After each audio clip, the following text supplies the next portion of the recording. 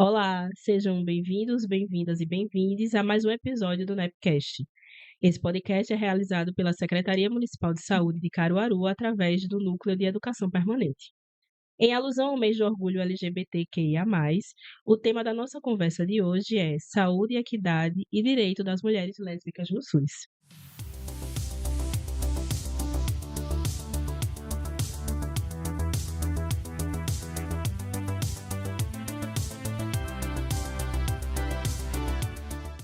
Junho é o mês de celebração das conquistas da população LGBTQIA+. Mas também é um momento importante para refletirmos sobre os desafios que ainda existem na garantia de direitos e no acesso à saúde.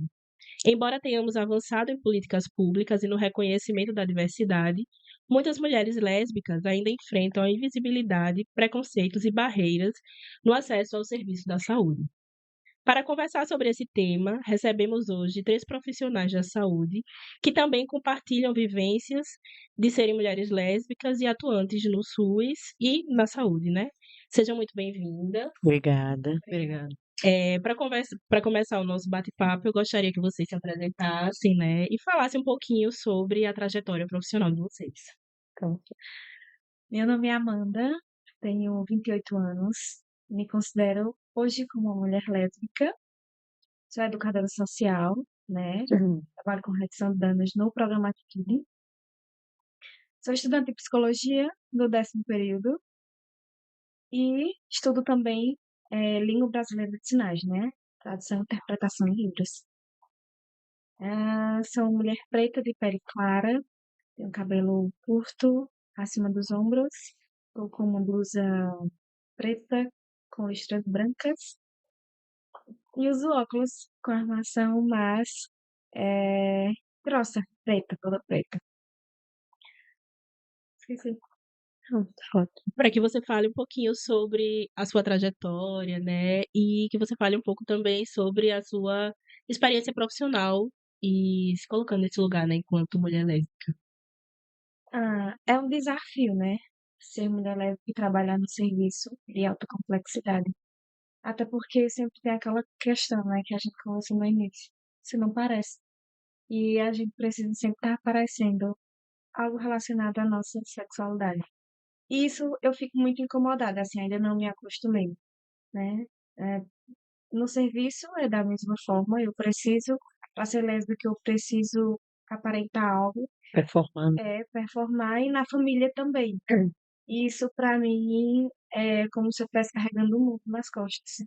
Apesar, né, de toda a terapia, de entender que o meu processo é subjetivo e ele é meu, mas ainda assim encontro desafios, né? As pessoas sempre me relacionam na saúde, né? Os meninos. Ah, Amanda, você é casada com homem? E aí eu, né, sempre me coloco, não, eu sou casada com mulher, né, na época.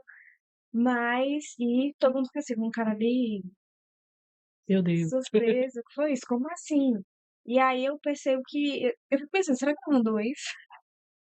Da maneira que as pessoas ficam me olhando assim. E é muito difícil, apesar do processo de terapia estar sendo contínuo, mas tem momentos que é muito desafiador, né? E vem nessa questão de, será que eu vou conseguir ter uma família?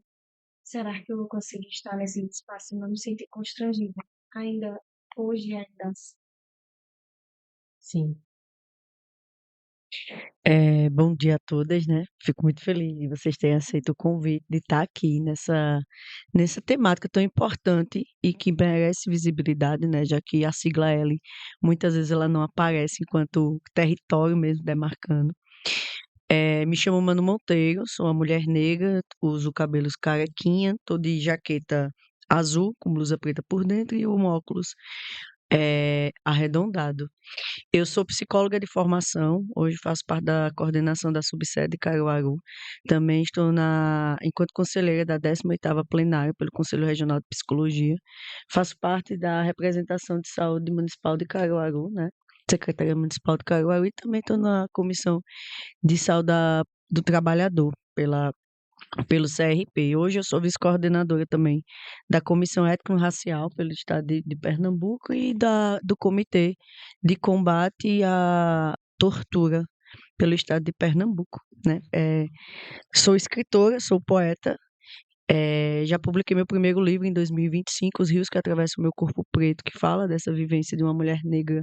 E aí eu não me titulo lésbica, né? Eu me titulo sapatão, porque foi assim que me constituíram. Antes mesmo de me entender nesse lugar, também sou idealizadora do coletivo AIO, que é um coletivo onde a gente desenvolve atividades de oficinas e de literatura focada na literatura de mulheres negras. Né, em 2024, eu também fui premiada como representação cultural pela PNAB e faço alguns movimentos nesse sentido, tanto fazendo um recorte enquanto mulher negra e mulher sapatão. E aí, Charlotte, está nesse lugar, né, que trabalha da saúde, que trabalha e faz um trabalho bem pessoal e um trabalho multidisciplinar sobre a saúde mental, né, com o recorte da população negra, a recorte da população LGBT. Já trabalhei no programa Atitude, sou redutora de danos, psicóloga social, né, hoje estou enquanto arte educadora da EMUT. É entender que existe uma problemática gigantesca, né? Eu performo esse lugar de mulher, que a sociedade faz o estereótipo, e muitas vezes eu sou deslegitimada sobre o meu feminino. Existe também uma violência de heteronormatividade compulsória. O que é essa compulsão, né? É que a gente precisa responder a um diagnóstico, a uma representação de gênero. Então, muitas vezes eu já fui colocada como homem na relação. Veja que violência, né?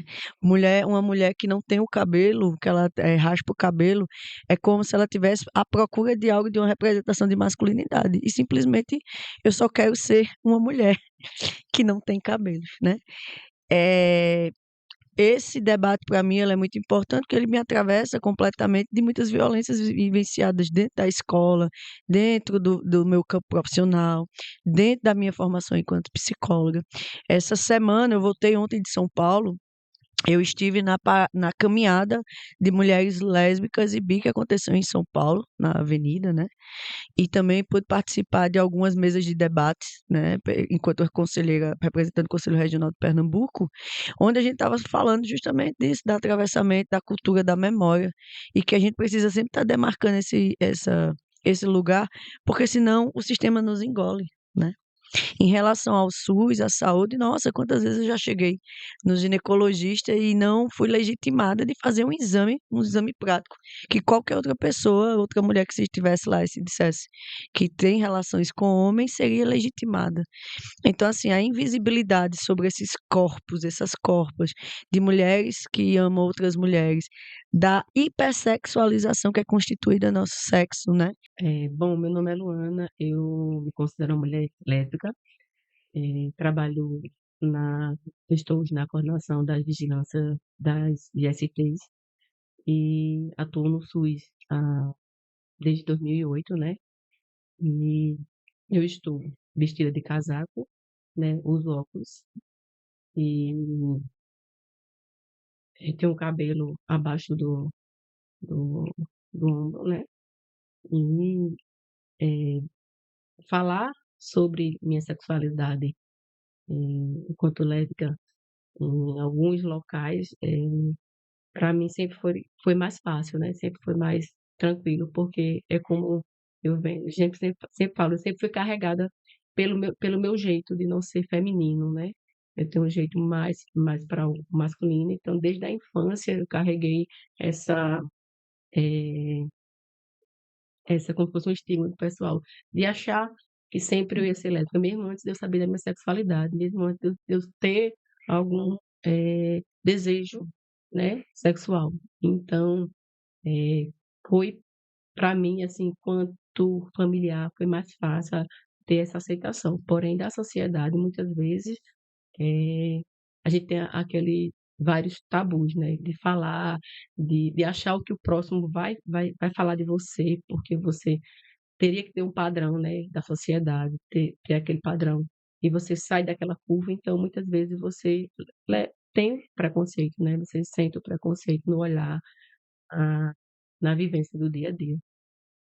E trabalhar no SUS, enquanto mulher lésbica, assim, né? A gente vê que não tem tanta representatividade, né? Bom, eu sou Charlotte, né? Vou me apresentar também. Tenho cabelos curtos, né? Quase raspados, estou com a camisa amarela, com uma ilustração de uma cobra. Estou com brincos dourados e um óculos de armação transparente. E sou jornalista de formação, sou mestra também em comunicação. E atualmente eu estou como arte educadora, né, na atenção primária, na equipe AMUT. E é basicamente assim isso que vocês falaram, né, sobre essa demarcação de território, por a gente encontrar essa dificuldade, né, de representatividade de pares, né, nos territórios, independente de ser na atenção primária ou independente de ser, mas no campo geral, né, social. E a gente encontrar, né, pessoas que a gente se sinta acolhida por entender nossas dores, né, o que nos atravessa. E a importância da gente estar aqui hoje falando sobre isso, né, nesse espaço, é mais uma confirmação da importância da gente demarcar o nosso território, né, enquanto profissionais, mas antes de tudo enquanto mulheres, né, que a gente só quer viver e sobreviver sendo o que a gente é, né. E aí, eu queria também que vocês falassem um pouco sobre essas questões de preconceito, né, discriminação, como afeta a saúde mental da população, né, principalmente de mulheres lésbicas, em vocês, né, com vocês, ou mulheres que vocês acompanham, vocês que são psicólogas, né, na clínica ou no social, enfim. Como é que vocês enxergam, esses impactos, né, do preconceito, de modo geral, para essas mulheres? Você, nosso fazer, ele é questionado e colocado como algo de adoecimento, né? E a psicologia está nessa luta, e nos movimentos sociais para dizer que não. Nosso direito de amar, nosso direito de existir, ele é legítimo, né? Estamos respaldados pela ciência, estamos respaldadas pelas regulamentações que a priori o código de ética do profissional ele respalda, mas quando a gente atua dentro do campo e recebe a população em si, a gente vê ainda esse sofrimento muito latente, né? Porque a sociedade muitas vezes fala desse processo da cura gay, e aí eu já digo a problemática no sentido de não ser visibilizada, né? A cura gay, ela está respaldada para todas as corpas, mas ninguém está falando da cura lésbica, né? Quantas mulheres são abordadas, que é uma frase que é muito lesbofóbica, que fala assim: "Ah, mas você nunca ficou com homem?" Né, isso não é perguntado às pessoas héteros, né. E quando a gente vê isso na clínica, de muita gente dizendo assim: "Ah, será que eu quero ser isso?", não é sobre querer ou não querer ser isso, é sobre a sociedade ainda estar reforçando uma violência ali pertinente, dizendo: "Aqui você não cabe, você precisa corresponder a certo tipo de padrão, ah, você é mas você é feminina, nossa, e por que a gente tem que estar sempre respondendo a um modelo, né, uma normativa?". Então, hoje a gente, dentro do conselho e dentro da psicologia, a gente tenta combater a partir do acolhimento, a partir da ciência, a partir de práticas integrativas para dizer que não existe nada de errado em amar outra mulher. Outro homem ama outro homem, você não relacionar com o órgão de origem que você nasceu. Porque somos seres singulares, somos seres perfeitos e a gente precisa compreender essas diferenças, né? Mas o campo ainda é de muita violência, de muita violência. O campo ainda é de extermínio dessa população LGBTQIAPN+. E eu digo enquanto arte educadora de uma mulher que está em território do interior, que está no campo e atuando, o que é mais difícil é eu digo que a violência também, enquanto mulher negra, a gente reconhece pelo olhar. Né? Muitas vezes as pessoas dizem: "Ah, mas eu não falei tal coisa", mas o olhar de indignação, de nojo que a pessoa é olhada, de desaprovação, ele é muito vivido diariamente. Falo muitas vezes quando eu estou em casa que eu só queria um dia que eu pudesse só viver. Eu não gostaria de resistir, né? Sou militante de formação, sou educadora popular, e aí parece que eu sempre preciso estar nesse embate que não fui eu que escolhi estar. Mas se eu não estou, eu não sobrevivo. Porque a todo momento, por olhar pela forma que você é colocado, pela forma que você é julgado, seu profissionalismo é colocado em jogo. Quantas vezes já disseram assim, mas tu vai se. Eu já ouvi isso de alguns familiares que disseram assim, mas tu vai se falar com o Manu sobre tal temática, ela é sapatão. Ou seja, a minha sexualidade, mas para que você tá falando todo canto que você é sapatão? Porque isso é colocado em jogo também quando eu sou relacionada enquanto profissional. E aí, eu queria pegar uma falinha da Luana, porque eu também fui uma criança muito estereotipada, né? Eu soube que eu era sapatão e mulher negra muito antes de entender quem eu era, qualquer coisa, porque assim me foi colocado. E aí, quando eu não aceito mais esse tipo de desrespeito, desse tipo de violência, eu que acabo sendo a pessoa ruim do rolê. Porque aí parece que eu que estou negando a família, né? E hoje, para mim, a constituição de família é aquelas pessoas que lhe respeitam, lhe acolhem. Então, hoje, a minha relação e o que eu penso sobre essa nova construção de família é de outro lugar, que eu aprendi através dos meus afetos, através da rede de apoio, a partir de mulheres que trabalham comigo na militância. Porque a gente está muito ainda essa coisa religiosa, que a família é a base, mas a família, para muitas pessoas homossexuais, lésbicas, trans, é a primeira estratégia de violência, inclusive de extermínio, porque tem muita gente se suicidando. Tem muita mulher se suicidando. Falando e eu pensando sobre o serviço, né, que eu atuo na alta complexidade, né? Trabalho ali com redução de danos. E aí eu percebo que a inserção dessa mulher lésbica ela é muito baixa. E aí quando chega, ela não se sustenta, porque sente falta da companheira que deixou. Claro que se ela está no processo de situação de rua, é porque ela já estava vulnerável na própria família, né? E aí encontra esse afeto com outra mulher que também trata com violência contra as vulnerabilidades. E aí vem para um serviço que a gente entende que é para, né, todos os direitos, né? Alimentação, enfim, necessidade básica. Mas não é suficiente. E aí ela sai desse serviço e volta para as ruas, justamente para buscar esse afeto que ela considera afeto, né? Mas, apesar de toda essa intervenção feita, para que ela entenda que existe outro olhar, para além do que ela está vivendo, que ela está sentindo, é muito pouco ainda, né? E aí, hoje, tem uma mulher trans no serviço que, numa roda de dominó, ela disse: Amanda, eu sou uma mulher lésbica, né? Mulher preta, pele retinta. E aí, ela foi falando e foi chorando, assim, com aos prantos. E aí eu entendi de quando eu falei para os meus avós que eu era uma mulher lésbica, na verdade eu falei chorando também aos prantos. E eu não falei porque eu quis. Foi colocada assim, em jogo, às 6 horas da manhã, né? Meus avós, meu avô e meu avô me chamou numa mesa assim, 6 cadeiras, e perguntou quem era a minha amiga, eu tinha 16 anos. E aí eu falei que era apenas uma amiga. E aí eles falaram que ia me amar assim, de todo jeito, independente do que eu fosse, independente do que eu fizesse em vista. E aí aos prontos eu falei, e eu me senti assim, quando eu acolhi essa mulher. Porque foi assim, o jeito que eu fui acolhida, sabe? E não olhar assim para a condição social que o outro tem, para a vulnerabilidade que ela se encontra, mas sobre o afeto. E eu acho que isso é o que fica. Fica nos acolhimentos que vão surgindo aí pela vida. E talvez isso tenha me constituído enquanto pessoa, assim, né? Da maneira que eu acolho, da maneira que eu olho para a minha vida, da maneira de entender que família é o que eu constituo, né? Apesar de hoje ser uma mulher de 28 anos, e às vezes eu pergunto por que é que eu tenho esse olhar para a vida, que às vezes eu me acho que eu me violento. Mas foi a maneira que eu aprendi. E eu não consigo ser diferente.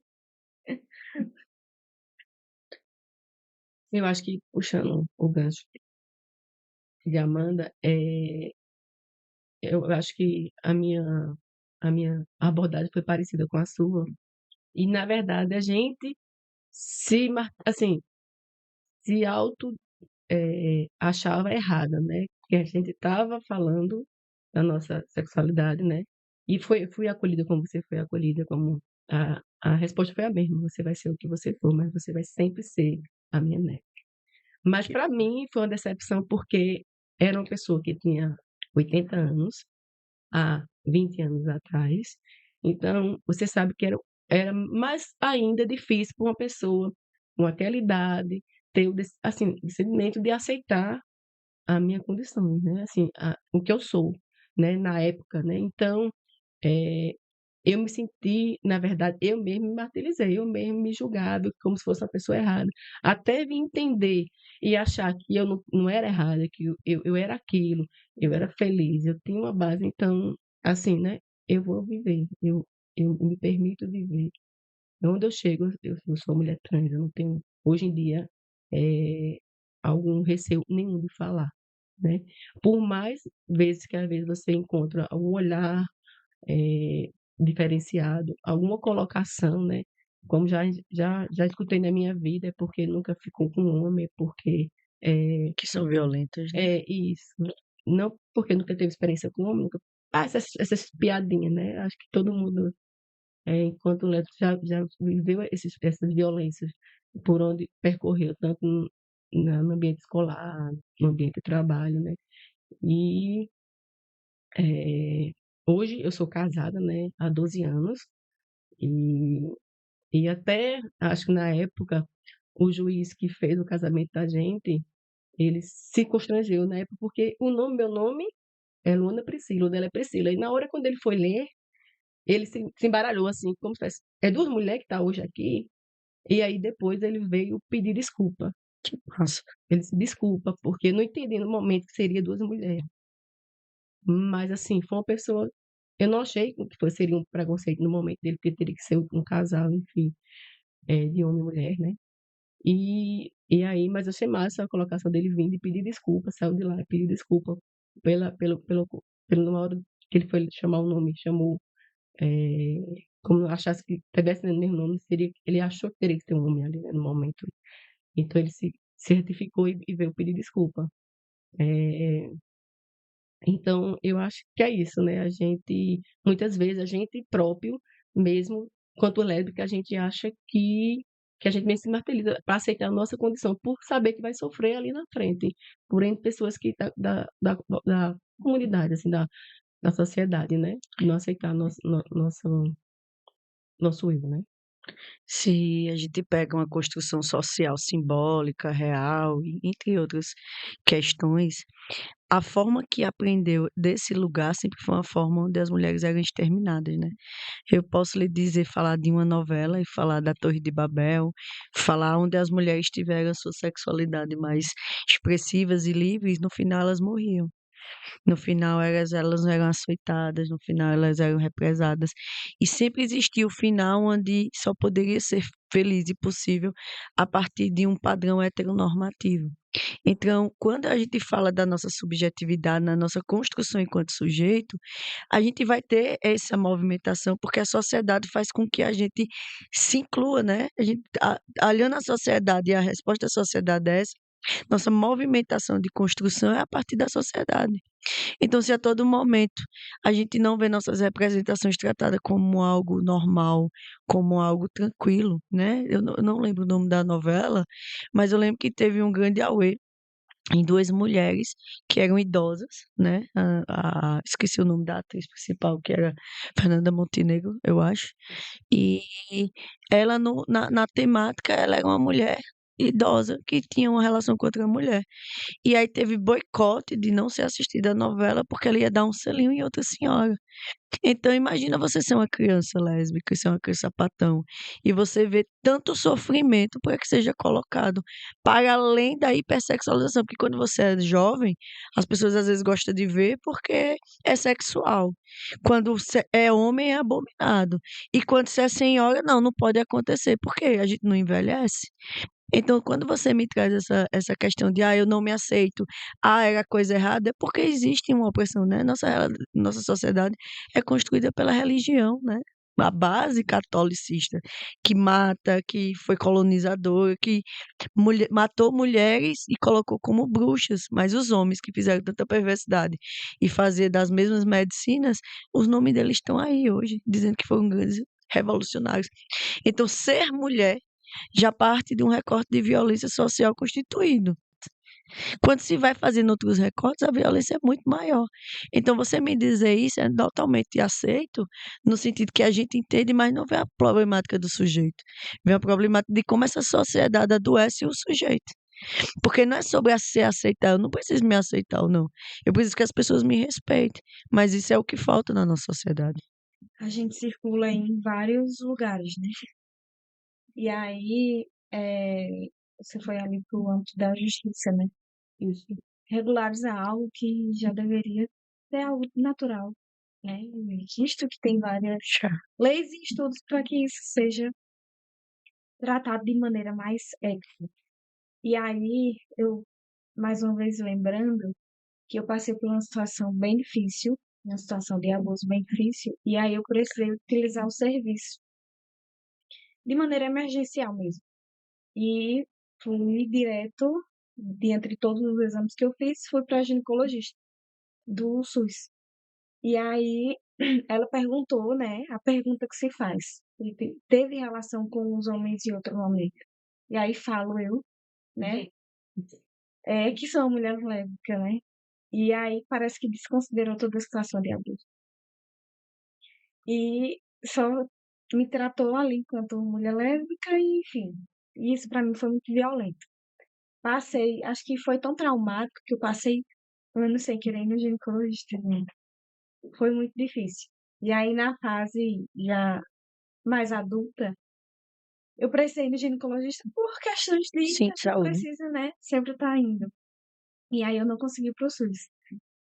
Fui para outro serviço particular para ver se eu me sentia melhor. E assim, quando eu tô lá na mesa que ela pergunta, a médica, e aí eu falo, né?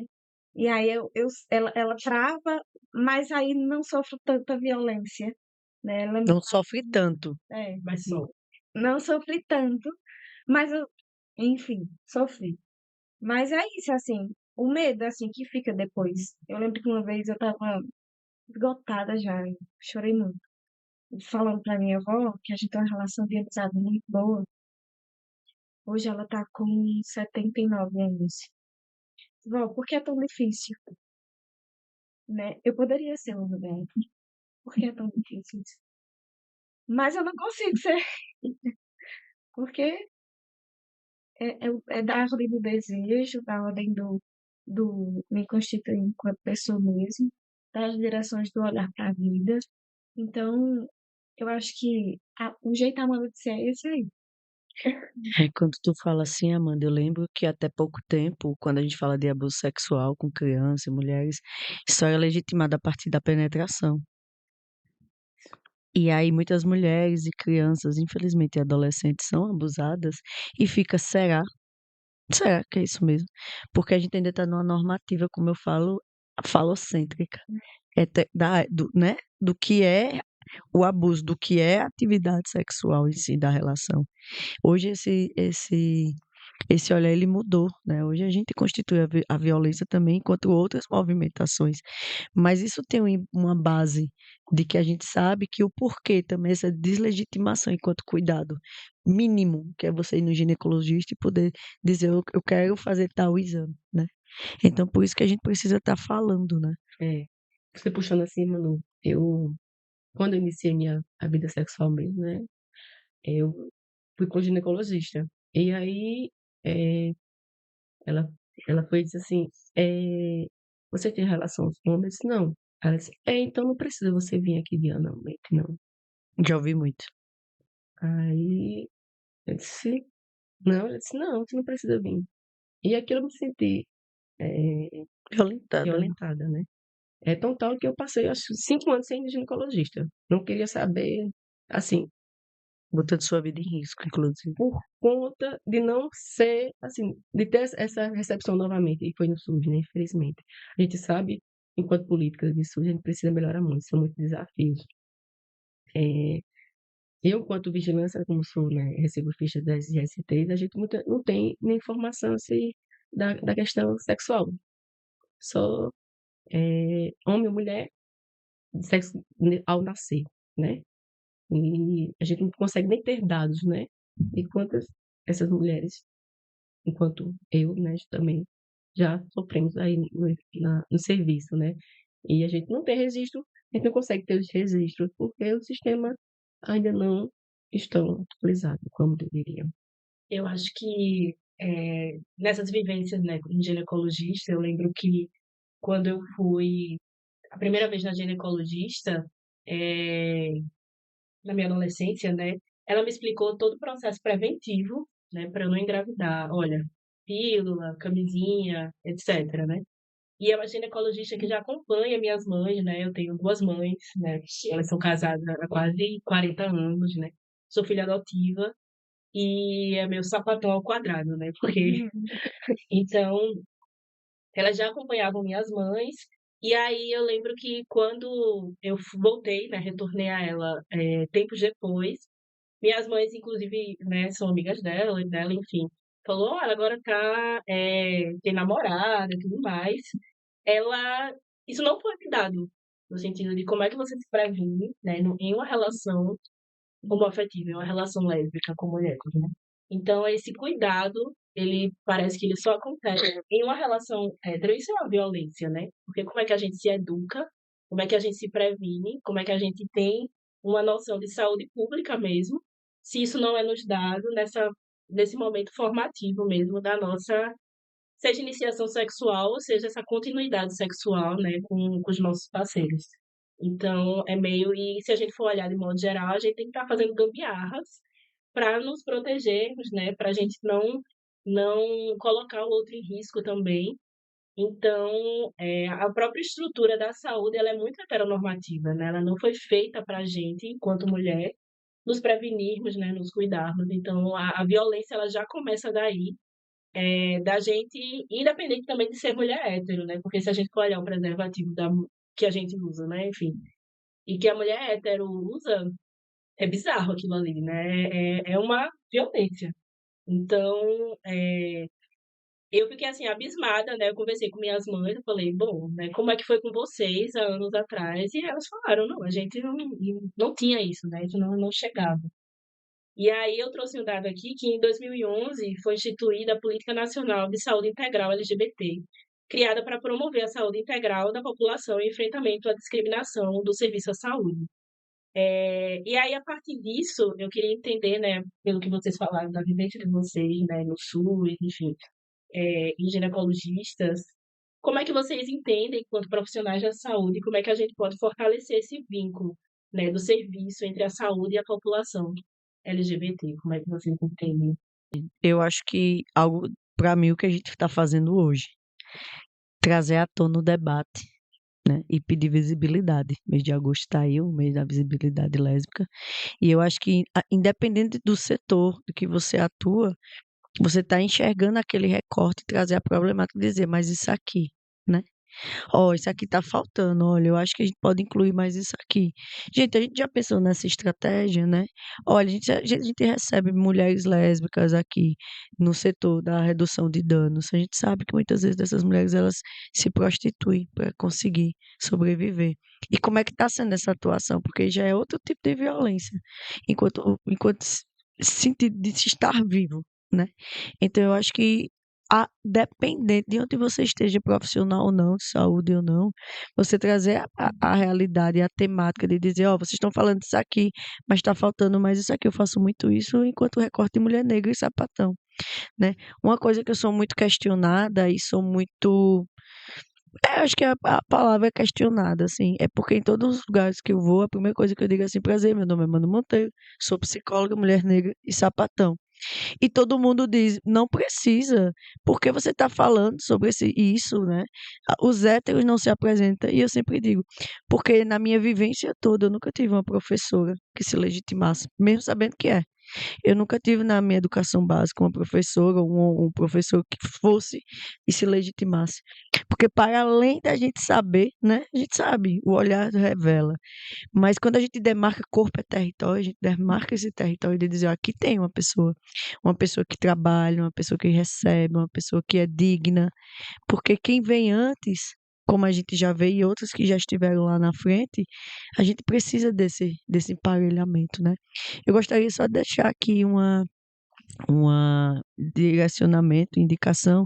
Tem uma mulher que me fortalece muito, uma mulher que eu sou extremamente apaixonada no sentido da literatura, sou honrada por caminhar com ela, que é o Dailton Alves. O Dailton é uma mulher lésbica, uma mulher negra, uma mulher periférica, escritora, doutora, né? Ela tem projetos maravilhosos, onde ela fala e pontua sobre esse lugar. Então, a gente também buscar na nossa dática do que a gente consome, do que a gente lê, do que a gente compra, pessoas LGBTs, pessoas negras, porque tudo que a gente consome é político, né? Tudo que a gente para olhar, inclusive o celular, é político.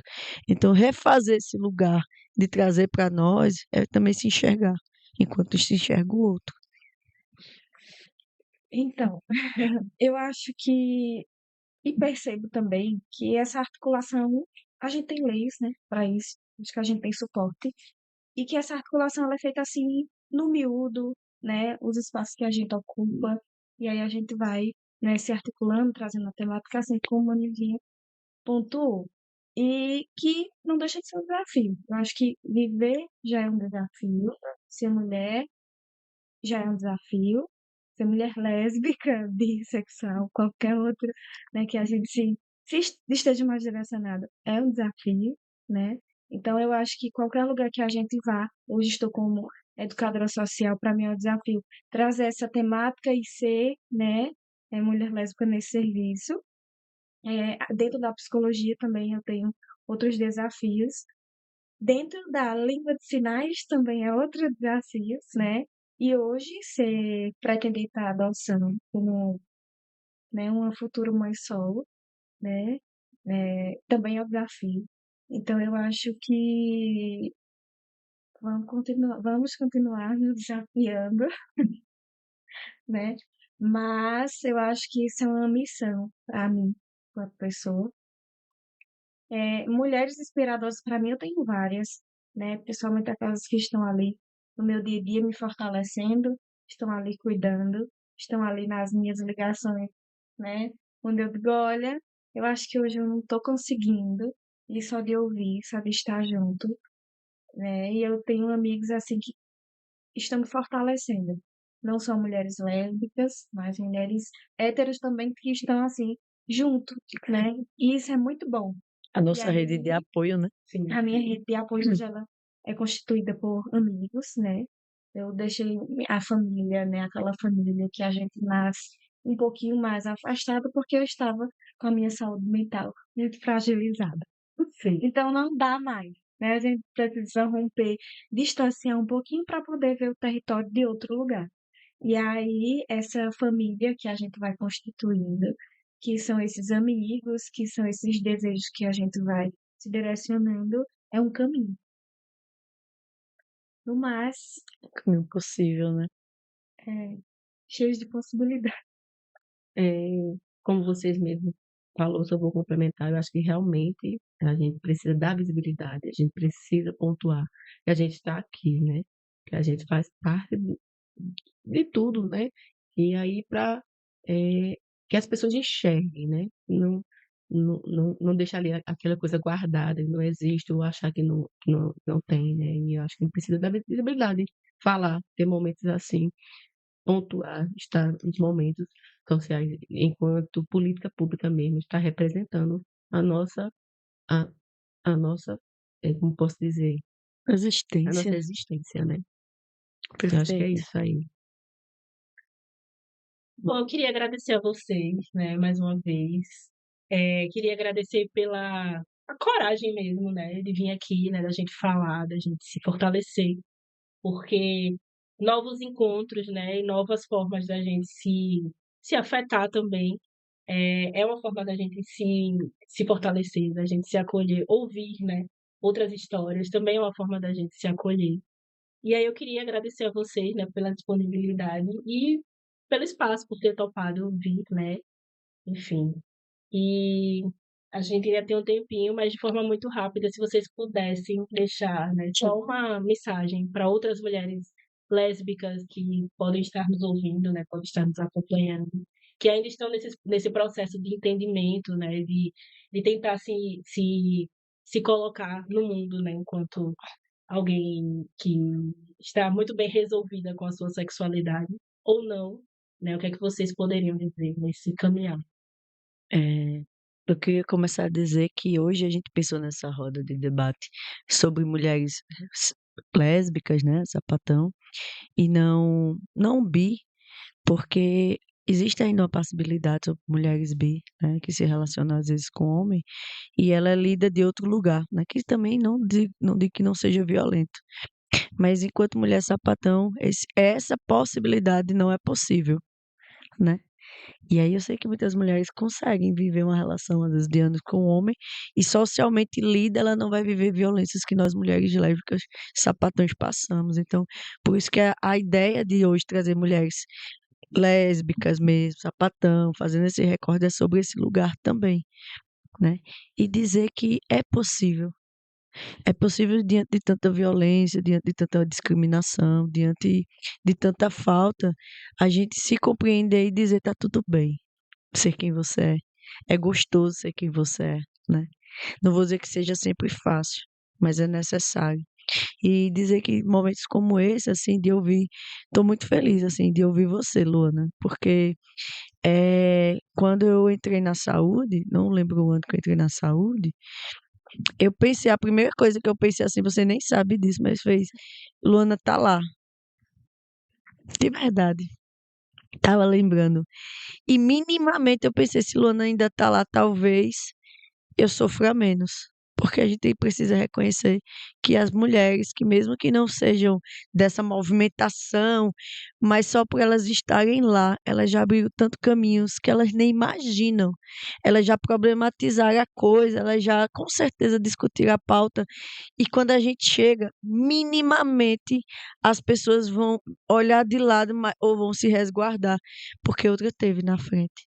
E aí eu queria te agradecer pessoalmente, porque você já está na secretaria desde 2008, né? A gente chegou agora, assim, há um tempo atrás, mas quando eu soube que você estava lá, eu achei que seria um caminho mais possível para eu também estar. Então você abre caminhos para muitas que talvez você nem façam, só de você estar lá, você nem faça a ideia de quanto isso já é fortalecedor. Eu fico gratificada de receber essas suas palavras, né? Realmente, que bom que você teve esse entendimento, né? É, realmente, eu fiquei sem palavras agora. É, e hoje eu fico feliz que você também tá. E saber que a gente tá trazendo, tá buscando, enquanto pessoa, enquanto profissional, enquanto usuária do SUS, eu vou estar sempre, eh, não digo defendendo, sempre dando visibilidade, sempre mostrando que a gente tá aqui e a gente precisa ser visto, tá? Eu não sei o que é uma. Talvez eu não sei, talvez eu esteja aprendendo ainda, que é ser bem resolvida. Juro, eu acho que com o tempo, com a idade, a gente vai se resolvendo muitas coisas.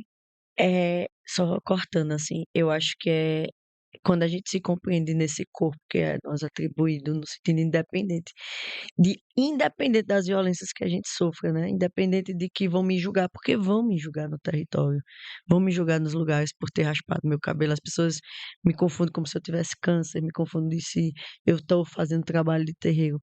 E não é sobre mais elas, assim, é sobre como eu me sinto confortável de estar pertencendo e performando que eu sou independente. E aí estou bem resolvida hoje é saber que meus afetos, meus atravessamentos vão ser violentados, mas eu vou estar muito tranquila para bancar o lugar que eu exerço. É nesse sentido. Ser bem resolvido e bancar o lugar, acho que tem coisas, né? Sim, São sim. caminhos, mas que estão ligados ao outro. Mas eu percebo que eu me sentir melhor e mais bem resolvida e mais no meu caminho, no processo de terapia, que é importante para toda mulher, Sim. né, para todo ser, Ser humano. né, que deveria ser. Eu digo que a terapia, como diz Gil, deveria ser necessidade básica, assim Exato. como a arte, né? Perfeito. Mas vamos chegar nesse lugar, um dia eu acredito nisso. Mas processo de terapia é um ponto importante para a gente pensar sobre isso. Se pertencer enquanto mulher lésbica e qualquer outra, né, pessoa que você se identificar e tá tudo bem.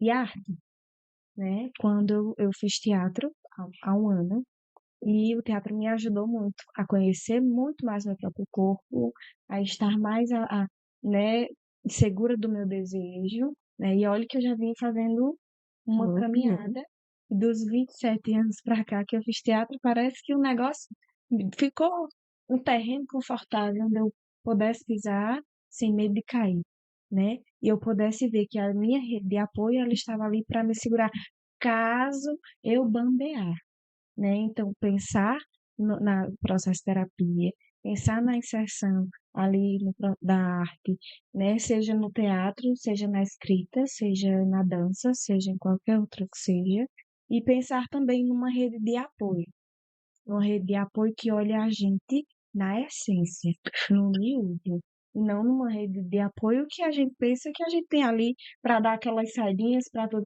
Mas vamos olhar para aquilo que Que chama a gente, sustenta, que né? Da construção, sustenta, né? né? Sim. Que a gente tem ali com quem chorar. Eu acho que a gente pode pensar assim nesses Espaço seguro. lugares para que a gente possa aflorar essa sexualidade, Sim, né? Para que a gente possa ser segura ao ginecologista, para que sim. a gente possa ser segura ir trabalhar, né? Se hoje eu vou trabalhar, enquanto educadora social, eu tenho me sustentado nessas minhas bases, nesses meus caminhos, assim. Então, para quem está chegando aí, eu acho que pode ser um lugar possível. Sim. É, sim. E é isso, né? Eu acho que o mês do orgulho, né, como todo mundo aqui já falou, seja esse convite para ser esse mês de abertura dessa diversidade, mas principalmente da gente estabelecer respeito, né? Principalmente o respeito da gente dizer que a gente não está sozinha, né? E aí acho que foi isso que a gente demarcou muito hoje, né? Que nós estamos sós, que a luta e a caminhada continua. Então, obrigada mais uma vez. E aí fica o convite, nos acompanhe nas redes sociais, no Instagram, @nepcaruaru e @prefcaruaru.